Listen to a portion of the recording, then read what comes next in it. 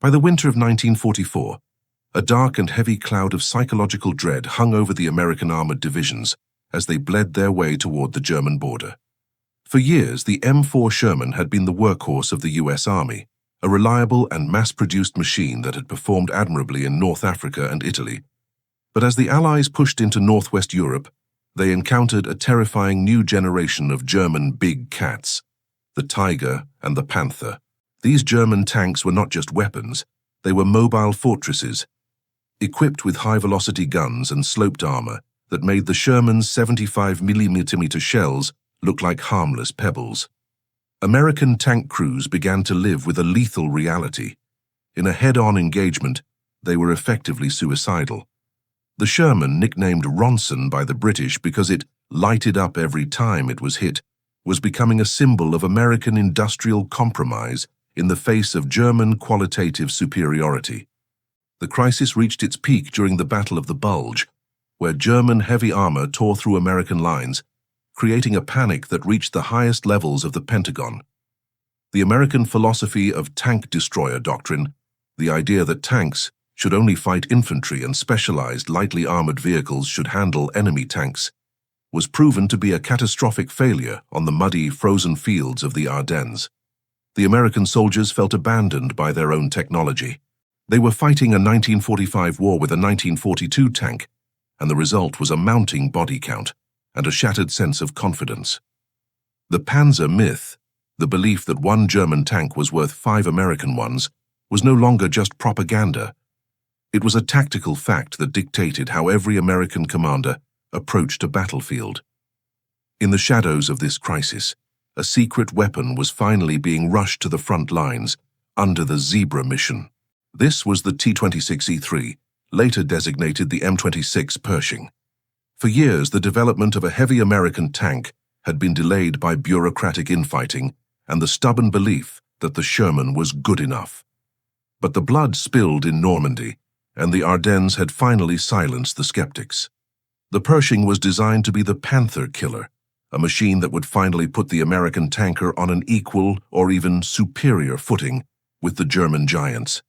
It featured a massive 90mm M3 gun, inspired by the lethality of the German 88, and armor plating that could actually withstand a direct hit from a distance. The Pershing was the long-awaited answer to a prayer offered by thousands of terrified crews. The arrival of the first 20 Pershing tanks in Europe in early 1945 was treated with the secrecy and importance of a strategic miracle. These were not just new machines, they were a technological course correction for the entire US Army. The crews selected for the Zebra mission were elite, trained to handle a tank that was wider, heavier, and far more complex than the Shermans they were used to. They knew that they were carrying the weight of the Army's reputation on their tracks. Their mission was to find the German heavy armor and prove once and for all that the era of Nazi armored supremacy was over. The Pershing was the heavy metal response to the Tiger's roar, a machine built to turn the hunter into the hunted. As the 3rd Armored Division moved toward the Rhine, the Pershing was about to face its ultimate test in the rubbled streets of Cologne. The city was a wasteland of pulverized stone and twisted steel, a perfect environment for the deadly close-quarters cat-and-mouse game of urban tank warfare. In these narrow canyons of ruin, the Pershing would not just be fighting for territory. It would be fighting to dismantle the psychological dominance that the German panzers had held over the world for 6 years. The stage was set for a confrontation that would be captured on film and etched into military history forever. The M26 Pershing was no longer a prototype, it was the giant of Cologne, and it was hungry for a kill that would change the narrative of the war. To understand why the M26 Pershing's arrival was so significant, one must first respect the terrifying prestige of its primary rival, the Panzerkampfwagen 5 Panther. Emerging in 1943 as a direct response to the Soviet T-34, the Panther was arguably the most balanced and lethal tank of the Second World War. It was a masterpiece of aggressive engineering, featuring steeply sloped 80mm frontal armor that made it virtually impenetrable to the standard American 75mm and 76mm guns at normal combat ranges. The Panther was not just a defensive barrier, It was an offensive scalpel. Its long-barreled 7.5 cm KWK 42L70 gun possessed a muzzle velocity so high that it could slice through the front of a Sherman tank from over 2 kilometers away.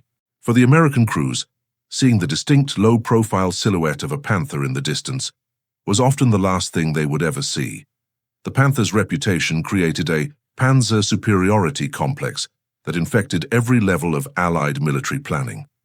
By 1945, the German tank was a psychological weapon as much as a mechanical one. American doctrine was forced to rely on outnumbering the enemy, often needing a 5-to-1 ratio to guarantee the destruction of a single Panther. This led to a grim mathematical casualty rate that wore down the morale of even the most veteran divisions. The Panther was faster and more mobile than the heavy Tiger, making it a lethal, medium-heavy hybrid that could outmaneuver the very Allied tanks it was already outgunning. In the minds of the GIs, the Panther was the apex predator of the European battlefield, a machine that had turned the liberation of Europe into a meat grinder for American armor. Technically, the Panther introduced innovations that the Americans were only beginning to grasp. It utilized wide tracks and a complex torsion bar suspension system that allowed it to glide over mud and snow where the narrow-tracked Shermans would bog down and become sitting ducks. The German optics produced by Zeiss provided a level of clarity and magnification that allowed Panther gunners to pick off American tanks before the US crews could even identify the source of the fire. This engagement gap was the primary source of the American tankers' terror.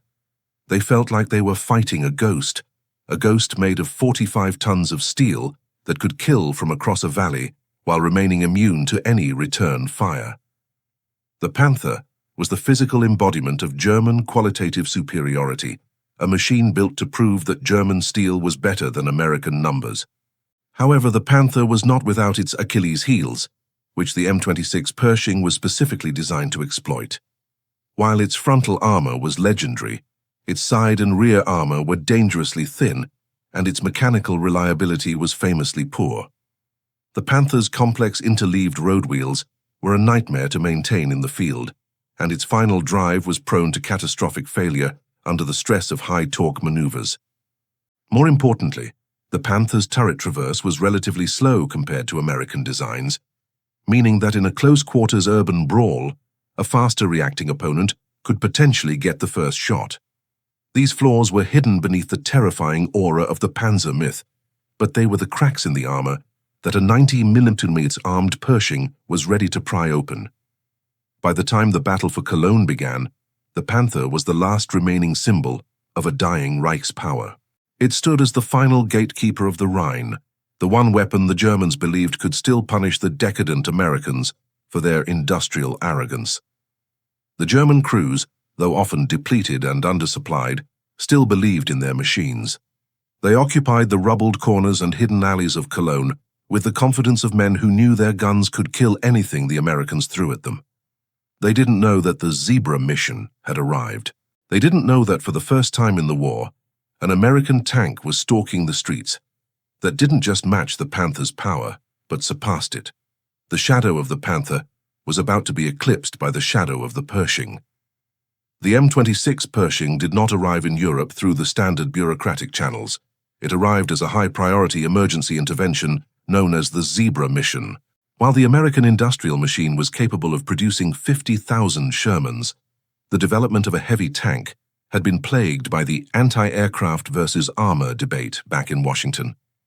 For years, the Army ground forces had argued that a heavy tank was unnecessary and would clog up the shipping lanes. However, after the slaughter in Normandy and the shock of the Ardennes, the reality of the front lines could no longer be ignored. The Zebra mission was the result of a direct order to take 20 of the first T-26E3 prototypes, fresh off the assembly line, and throw them into the most intense combat zones of the 3rd and 9th Armored Divisions. These tanks were the vanguard of a new doctrine, a desperate attempt to field a weapon that could finally stand toe-to-toe with the German heavyweights without relying on a 5-to-1 numerical advantage. The heart of the Pershing's lethality was its M3 90mm gun, a weapon that fundamentally shifted the ballistics of the European theater. For most of the war, American tankers had struggled with the 75mm gun, which was excellent for infantry support, but struggled to penetrate the glacis plate of a Panther. The 90mm was a different animal entirely.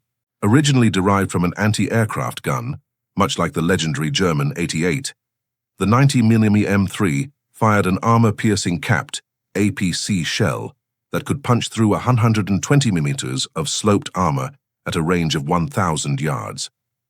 This meant that for the first time, an American crew could engage a Panther or a Tiger from the front and expect a kill. The Pershing wasn't just a tank with a bigger gun. It was a psychological equalizer that gave the American crew the first shot, first kill capability they had been lacking for 3 long years. Technically, the Pershing represented a massive leap forward in American armored design, moving away from the tall, narrow silhouette of the Sherman toward a lower, wider, and more modern profile. It featured a torsion bar suspension that provided a much more stable firing platform and a significantly better ride over rough terrain compared to the old vertical volute spring suspension, VVSS, of the M4. The armor was also a major upgrade, with 100mm of thickness on the turret front and a heavily sloped hull that could finally deflect the deadly 75mm shells of the Panther. The M26 was a heavy tank by American standards, weighing in at roughly 46 tons, placing it in the same weight class as the Panther itself. This parity in mass and protection meant that the American tankers no longer had to rely solely on flanking maneuvers or luck. They could finally fight a slugging match in the streets of Germany. The men chosen to crew these first 20 Pershings were among the best the US Army had to offer. They were veteran tankers who had survived the horrors of the hedgerows and the Ardennes, men who knew exactly how outgunned they had been in their Shermans. When they first climbed into the M26, the reaction was one of profound relief mixed with intense pressure. They were the test pilots of a new era of warfare. They were tasked with proving to the entire world and to the skeptical German Panzertruppen that American engineering could match German craftsmanship. The Zebra mission was as much about gathering combat data as it was about winning battles. Every engagement was meticulously recorded to refine the tank's future production. These crews knew they were carrying the hope of the entire armored force, and their first real test was waiting for them in the ruins of Cologne. The logistical challenge of bringing the Pershing to the front was a story in itself. Because the tank was wider than the Sherman, it required different transport trailers and created new headaches for bridge engineers. Yet, the 3rd Armored Division, known as Spearhead, pushed the M26s to the very front of their advancing columns. They wanted the Germans to see these new giants. They wanted to shatter the German soldier's belief that he was safe inside his Panzer. The M26 Pershing was the physical manifestation of America's industrial second wind, a machine that signaled the end of the Sherman era and the beginning of the modern main battle tank. As the tracks of the Pershing rattled toward the Cologne Cathedral, the Zebra mission was about to go from a secret experiment to a legendary reality, captured on film for all of history to witness. By March 1945, the city of Cologne was no longer a jewel of the Rhineland. It was a sprawling skeletal wasteland of pulverized masonry and jagged steel. Years of Allied strategic bombing had reduced the city to a landscape of rubble canyons where visibility was limited to a few dozen yards and danger lurked behind every collapsed facade. For the advancing 3rd Armored Division, Cologne represented the ultimate tactical nightmare, urban tank warfare. In this environment, the traditional advantages of speed and range were nullified. Every street corner was a potential ambush point, and every cellar window could hide a Panzerfaust team. The German defenders, though depleted, were fighting with the desperation of men backed against the Rhine. They had transformed the ruins into a lethal maze, and at the heart of this maze, near the miraculously standing Cologne Cathedral, the German big cats were waiting to make the Americans pay for every inch of progress. The tactical situation in Cologne was uniquely suited for the cat-and-mouse game of armored combat. Because the streets were choked with debris, tanks were often forced to move in single file, making the lead vehicle an easy target for hidden anti-tank guns. The German Panther crews utilized this to their advantage, positioning themselves at key intersections where they could cover multiple avenues of approach, while remaining partially concealed by the shadows of the ruins. For the American Sherman crews, entering these intersections was an act of extreme courage. They knew that a single Panther hidden in a side street could wipe out an entire platoon before they could even traverse their turrets. The psychological tension was suffocating. Every American commander knew that the Rhine was just a few blocks away, but those blocks were held by the most dangerous predators in the German arsenal. Into this claustrophobic environment, the M26 Pershing was moved to the very tip of the spearhead. The 3rd Armored Division commanders realized that the Pershing was their only hope of clearing the paths toward the river without suffering catastrophic losses. The M26, with its lower profile and wider tracks, was surprisingly maneuverable in the rubble, and its heavy frontal armor gave the crews a degree of confidence they had never felt in a Sherman. However, urban combat is inherently unpredictable. Even a superior tank like the Pershing is vulnerable to a side shot in the narrow alleys of a destroyed city.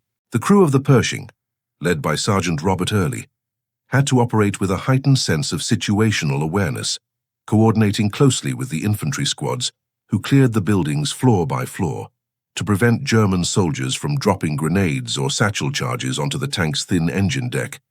The presence of the German Panther near the cathedral was not a random occurrence, it was a calculated final stand. The German crew had positioned their tank perfectly, using the massive piles of rubble to mask their hull, while their high-velocity 75mm gun covered the main approach from the west. They had already proven their lethality earlier that day, knocking out a Sherman in a spectacular explosion that sent a column of fire into the grey March sky. The Panther was the king of the hill in that sector, and as long as it remained active, the American advance to the Rhine was effectively halted.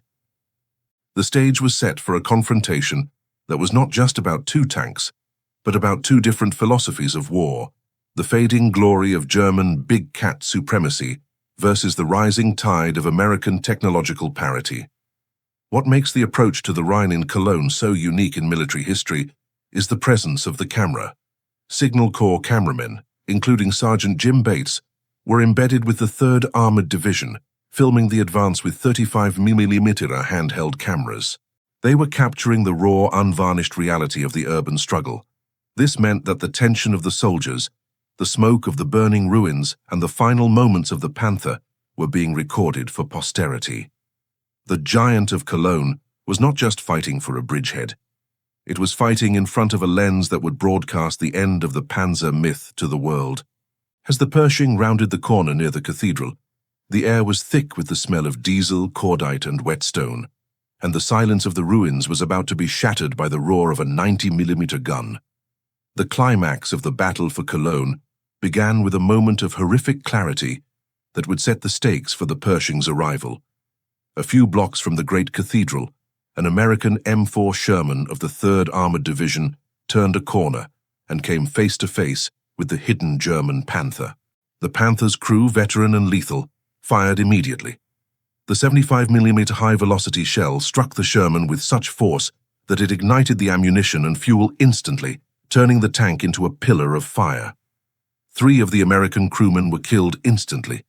The others scrambled out of the burning wreck, some with their clothes on fire, under the frantic gaze of Signal Corps cameraman Jim Bates, who was filming from a nearby building. This was the Panzer myth in action. 1 shot, 1 kill, and a total halt to the American advance. The Panther was the master of the intersection, and the American infantry was pinned down, watching their armor incinerate in the street. Enter the M26 Pershing, commanded by Sergeant Robert Early. Alerted to the Panther's position and the destruction of the Sherman, Early did not attempt a standard frontal approach, which would have been suicidal. Instead, he utilized the urban ruins to his advantage, maneuvering his 46-ton giant through a parallel street to outflank the German Predator. The tension inside the Pershing was electric. The loader had a 90mm armor-piercing shell ready, and the gunner, Corporal Clarence Smoyer, kept his eye glued to the T-126 periscope. They knew that the Panther's gun was already laid on the intersection where they were about to appear. The duel was not just a test of armor, but a test of reaction time. As the Pershing's tracks ground over the rubble, the crew understood that the first tank to fire would be the one to survive, and the second would be a crematorium. The moment the Pershing rounded the corner into the Panther's line of sight, a strange tactical anomaly occurred. The German commander, likely expecting another Sherman, hesitated for a split second when he saw the low, wide, and unfamiliar silhouette of the M26. In tank warfare, a split second is an eternity. That hesitation was the window Corporal Smoyer needed. Rather than stopping the tank to aim, which was standard procedure, Smoyer fired the 90mm gun while the Pershing was still in a slow roll. The massive shell screamed across the short distance and slammed into the Panther's side just above the tracks. The impact was catastrophic, rocking the 45-ton German tank and sending a spray of white-hot sparks into the air. The unbeatable Panther had been struck, and for the first time in the war, an American tank had delivered the first blow in a heavy metal engagement. The Pershing crew did not wait to see the results. They followed the kill protocol with professional brutality. Smoyer fired a second 90mm shell while the German crew was still reeling from the first hit. This shot struck the Panther's hull, penetrating the thin side armor and exploding inside the fighting compartment. The film captured by Jim Bates shows the Panther beginning to smoke, but the Pershing fired a third and final round for insurance. This third shell hit the base of the turret, effectively decapitating the German tank's ability to fight back. Internal explosions began to rip through the Panther as its own ammunition cooked off. The German crew, those who survived the initial impacts, began to bail out through the hatches, but the tank was already a blazing furnace. The apex predator of the Third Reich had been systematically dismantled in less than 60 seconds. The aftermath of the duel was a turning point for the morale of the 3rd Armored Division. The sight of the burning Panther beneath the spires of the cathedral was the ultimate visual proof that the era of German armored invincibility was over. The Pershing had done what the Sherman could not. It had engaged a big cat on its own terms and won decisively. This engagement, captured in high-quality 35mm film, became the most famous tank duel in history because it provided the world with a rare, unedited look at the reality of armored combat. It wasn't a Hollywood movie. It was the documented end of the Panzer's reign. As the smoke from the Panther drifted toward the Rhine, the giant of Cologne stood victorious, proving that America finally had the heavy metal required to finish the war. The destruction of the Panther at the Cologne Cathedral was not merely a tactical victory. It was a psychological earthquake that rippled through the German ranks and the American high command alike. For years, the German soldier had been sustained by the belief that even if the Luftwaffe had vanished and the infantry was retreating, the Panzers remained the steel wall that could hold back the Allied tide. The Panther was the crown jewel of that belief.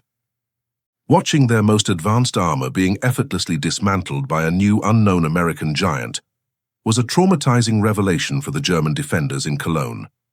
The realization that the Americans had finally achieved technological parity, or even superiority, meant that the last unfair advantage the Reich held was gone. The Panzer myth didn't just burn with that tank. It turned to ash in the minds of every German soldier who witnessed the engagement or heard the frantic radio reports. For the American GIs, the sight of the smoking Panther was an injection of pure, unadulterated adrenaline. For 3 years, they had lived in the shadow of the big cats, approaching every hedgerow and street corner with the fear that an invisible 75mm or 80mm gun would end their lives before they could even see their enemy. The Pershing's victory at Cologne changed the atmospheric pressure of the battlefield. It proved that the Sherman sacrifice, the grim necessity of losing 5 tanks to kill one, was over. Word of the cathedral duel spread like wildfire through the 3rd Armored Division. The psychological weight that had burdened American tank crews since Normandy began to lift, replaced by a new aggressive confidence. They were no longer the underdogs, they were the hunters, and they finally had the iron to prove it. The most critical impact of this duel, however, was its permanence thanks to the lens of the Signal Corps. Because the engagement was captured on film, it could not be dismissed as front-line exaggeration or a fluke of war. The footage was processed and distributed with high priority, serving as a powerful piece of counter-propaganda against the fearsome reputation of the German Panzertruppen. When other American tank crews saw the film of a Pershing, putting three 90mm rounds into the side of a Panther. It acted as a masterclass in modern armored warfare. It stripped away the supernatural aura of the German tanks and reduced them to what they actually were, steel boxes that could be pierced, burned, and defeated by superior American firepower and tactics. The film effectively demythologized the enemy at a crucial moment in the final push to the heart of Germany. In the German High Command, the reports of the M26 Pershing's performance in Cologne caused a quiet panic. They had banked on the fact that American industry favored quantity over quality, believing that the superior German mind would always produce a better machine. The Pershing was the physical rebuttal to that arrogance. German commanders realized that if the Americans could mass-produce a tank that matched the Panther in armor and exceeded it in firepower, the defense of the Rhine was a mathematical impossibility. This led to a collapse in tactical discipline. Instead of holding their ground with the confidence of their superior armor, German crews became increasingly jumpy, often abandoning their tanks at the first sign of American heavy fire. The giant of Cologne had introduced a variable the Germans had no answer for: an American tank that refused to die. Ultimately, the psychological aftermath of the Cologne duel was the final nail in the coffin of the 1,000-year Reich's military prestige. It demonstrated that American capitalism had done the impossible. It had maintained its massive numerical output while simultaneously catching up in the race for high-end engineering. Pershing at Cologne was the harbinger of a new world order, where American armor would no longer be mocked for its weakness. The duel showed that the spirit of the American tanker, when backed by the right equipment, was an unstoppable force. As the 3rd Armored Division prepared to cross the Rhine, they didn't just carry their gear, they carried the knowledge that the German steel wall was a lie and that the giant of Cologne was leading the way toward total victory. The victory at the Cologne Cathedral was far more than a localized tactical success. It was the birth of the American main battle tank philosophy. For the first half of the war, the U.S. Army had operated under a fractured doctrine of light, medium, and heavy tanks, often sacrificing armor and firepower for the sake of ease of transport and mass production. The M26 Pershing, and specifically its performance with the 90mm M3 gun, proved that the future of warfare demanded a single, versatile platform that could perform all roles: infantry support, breakthrough, and, most importantly, tank-on-tank dominance. The Pershing ended the era of the expendable Sherman and established the standard that American tanks must be able to outgun any potential adversary on the planet. This shift in thinking would define the next 50 years of the Cold War, as the 90mm gun became the baseline for Western armored lethality. The technical success of the Pershing at Cologne directly influenced the development of the M46, M47, and the legendary M48 Patton tanks. Engineers realized that the 90mm caliber was the sweet spot of ballistics, large enough to fire a devastating high-explosive shell for infantry support, yet high velocity enough to punch through the increasingly thick armor of Soviet designs. The Pershing's hull and turret design became the blueprint for the Patton lineage, which would serve as the shield of NATO for decades. When American tanks eventually faced Soviet T-34-85s in the hills of Korea just 5 years later, it was the Pershing and its 90mm armed descendants that held the line. The Zebra mission had provided the combat data necessary to prove that the American heavy tank was not just a luxury, but a strategic necessity for global power projection. Beyond the machine itself, the legacy of the Cologne duel was the professionalization of the American tank crew. Before the Pershing, American tankers were often viewed as drivers with guns, expected to win through sheer numbers and bravery. The Pershing required a higher level of technical skill, particularly in the use of its advanced optics and the 90mm fire control system. Sergeant Robert Early and Corporal Clarence Smoyer became the icons of this new class of professional hunters. They proved that when American crews were given equipment that matched their skill, they were the most lethal force on the battlefield. This emphasis on qualitative superiority, having better trained crews in better armored machines, became the hallmark of the U.S. Armored Force, a philosophy that would eventually lead to the development of the M1 Abrams. The 90mm gun itself achieved a legendary status among soldiers, much like the German 88 had in the early years of the war. It was a weapon that inspired confidence. When a 90mm armed Pershing moved into a sector, the infantry knew that the German big cats would no longer have free rein. This psychological reassurance was a force multiplier that allowed the Allies to maintain their aggressive momentum during the final push into the German heartland. The gun was so effective that it remained the primary armament for American tanks well into the 1950s, proving its versatility against a wide range of threats. The Giant of Cologne had introduced a caliber that would speak for American interests across the globe, from the plains of Europe to the mountains of Asia. Ultimately, the Pershing at Cologne signaled the end of the tank-destroyer era in American military thought. The idea that specialized, thin-skinned vehicles should be the ones to hunt enemy tanks was permanently retired. The war had taught the Army a hard lesson. The only thing that can reliably stop a heavy tank is another, better heavy tank. The M26 Pershing was the physical proof of that lesson. It paved the way for the modern main battle tank concept, where armor, mobility, and firepower are no longer balanced through compromise, but maximized through superior engineering. The legacy of that 90mm shell striking the Panther at the Cathedral is still felt today in every modern armored division that prioritizes being the first to see and first to kill. The final echoes of the 90mm cannon fire in the ruins of Cologne marked far more than the end of a single street battle. They signaled the definitive close of the Panzer era. For 6 years, the German Panther and Tiger had dictated the terms of land warfare in Europe, forcing the world to react to their weight and power.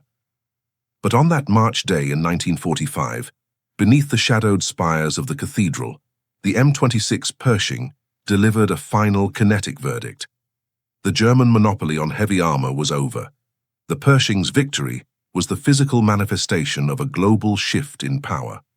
It proved that the American industrial machine had finally achieved what many thought impossible: the ability to produce high-end, qualitative masterpieces at the same speed it produced quantity. The Panther burning in the street was not just a destroyed vehicle. It was the funeral pyre for the myth of Nazi technological invincibility. The legacy of the Giant of Cologne remains etched in military history as the moment the U.S. Army found its modern soul. Before Cologne, the American armored force was a collection of brave men fighting in compromised machines. After Cologne, it was a world-class power that demanded the best technology for its soldiers. The M26 Pershing was the bridge to the future, the common ancestor of every American tank that would follow. From the Pattons of the Cold War to the Abrams of the 21st century, it proved that the American soldier deserved a weapon that matched his courage, and it set a standard for overmatch that remains the core doctrine of the United States military today. The Zebra mission succeeded beyond its wildest dreams, providing the blueprint for a century of armored dominance. The film captured by Sergeant Jim Bates and the heroism of Sergeant Early's crew ensured that the Cologne Duel would never be forgotten. Unlike so many battles lost to the fog of war, this engagement was preserved with a clinical clarity that allowed future generations to see the reality of the struggle. It allowed the families of the fallen Sherman crews to see that their sacrifice was not in vain as the Pershing arrived to settle the score. For the survivors of the 3rd Armored Division, the M26 was the guardian angel they had waited for since D-Day. Its presence at the Rhine was a promise kept, a promise that America would never again send its sons to fight a heavy metal war with second-best equipment. The footage remains a haunting, beautiful, and violent testament to the day the big cats were finally put down. Historically, the M26 Pershing's arrival at the very end of the war creates a fascinating what-if. Had it arrived 6 months earlier, the Battle of the Bulge might have played out very differently, and thousands of American lives might have been spared. However, its late arrival served a different purpose. It provided the final, undeniable proof that Germany was beaten in every conceivable arena: economic, tactical, and technological. The Pershing didn't just win a tank duel, it helped break the German army's will to resist. When the German commanders saw that the Americans had finally mastered the heavy tank, they realized there was no longer any miracle weapon coming to save them. The Pershing was the physical evidence that the Reich's time had run out, and that the new masters of the battlefield had arrived. As we look back at the image of the Pershing standing victorious in the smoke of Cologne, we see the birth of the modern era. The Giant of Cologne was the first of a new breed, a machine built for a world where American power would be absolute and unchallenged on the ground. It stands as a monument to the engineers who designed it, the logistics teams who rushed it to the front, and the crews who took it into the fire. The M26 Pershing at Cologne wasn't just a tank. It was the final period at the end of the long, bloody sentence of World War II armor. It remains a symbol of American resilience, a machine that turned the tide of psychological warfare and paved the way for a peace that would be guarded by the descendants of the very giant that broke the Panther's heart.